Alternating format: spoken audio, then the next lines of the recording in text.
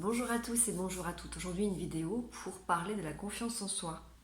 Pourquoi je n'ai pas confiance en moi? La confiance en soi à ne pas confondre avec l'estime de soi. L'affirmation de soi, c'est la façon dont on exprime les choses. On parle de la triade de l'affirmation de soi.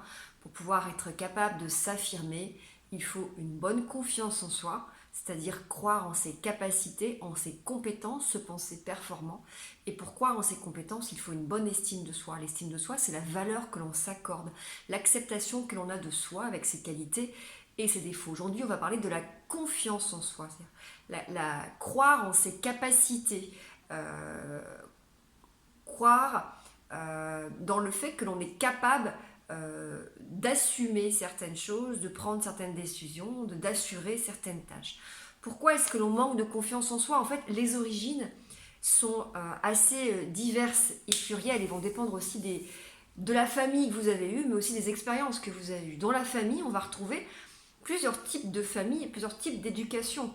Il peut y avoir eu une éducation assez critique, dévalorisante ou élitiste. Alors critique, dévalorisante, l'enfant n'était jamais à la hauteur, il va déclencher un schéma d'imperfection parce qu'en fait on va toujours et en permanence lui rappeler à quel point il est défaillant, à quel point il ne sait pas faire ou à quel point, alors là on va toucher aussi à l'estime de soi, hein. Forcément j'ai une mauvaise estime de moi, j'aurai une mauvaise confiance en moi.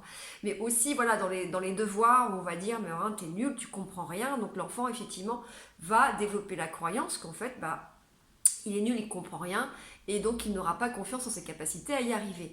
Il va y avoir aussi des enfants, des familles où les enfants ont été critiqués, comparés aux autres, hein.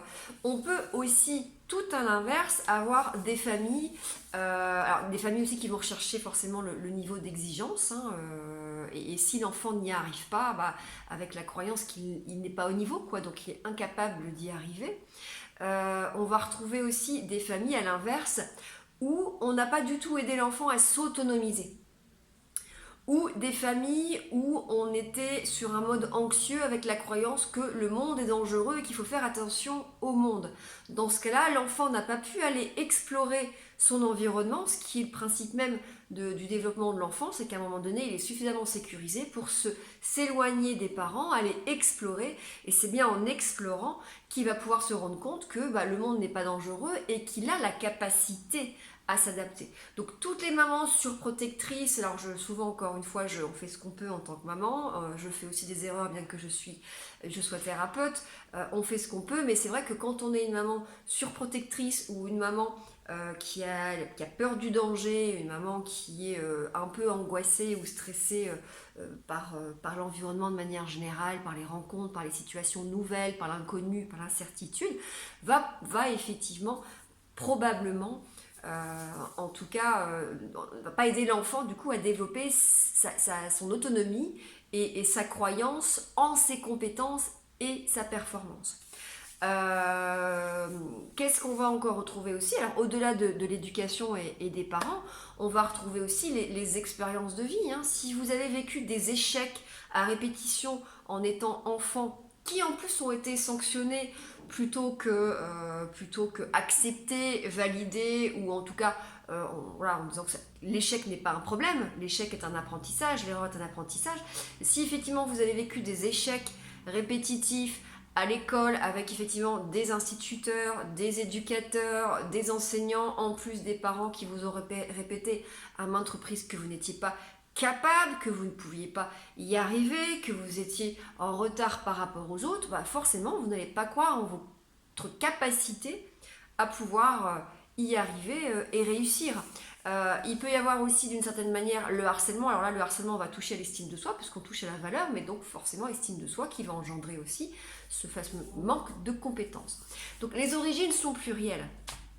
Comment on travaille sur la confiance en soi? Alors on peut travailler d'abord sur l'estime de soi, c'est une certitude, mais on va surtout travailler sur la croyance en ses compétences, la capacité à pouvoir y arriver.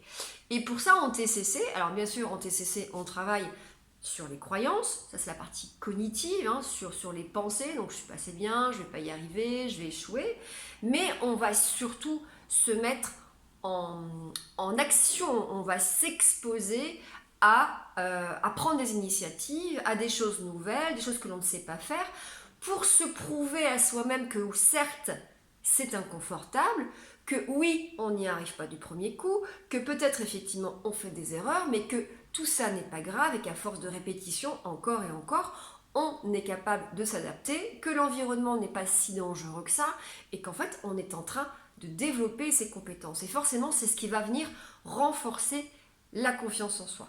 Donc dans les cas extrêmes de confiance en soi, moi, effectivement, je vais travailler, oui, certes, sur les croyances, les pensées, on va apprendre à gérer l'émotion, on peut travailler sur l'estime de soi avec la revalorisation de moi, je suis qui, mes qualités, mes défauts, mes valeurs, mes goûts, voilà, pourquoi je m'aime, pourquoi je peux m'aimer, pourquoi les autres m'aiment. Mais je sais qu'à un moment donné, il y aura cette fameuse exposition aux situations, exposition parfois aussi aux yeux des autres, dans le cadre de la phobie sociale, qui peut générer de l'anxiété de performance. Anxiété sociale, anxiété de performance. L'anxiété de performance, c'est qu'on ne croit pas à sa capacité à pouvoir y arriver. Donc là, on va justement aller s'exposer plutôt que de fuir.